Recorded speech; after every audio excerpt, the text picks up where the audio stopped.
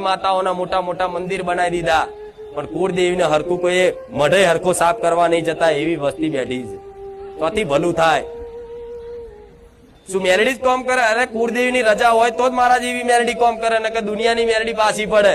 હમણાં બોલી ને, તો આવો કોઈ ન્યાય બતાવો ને તો આવા ન્યાયમાં પડવું અને તો કહો ફેદવાનું જ બંધ કરી દો.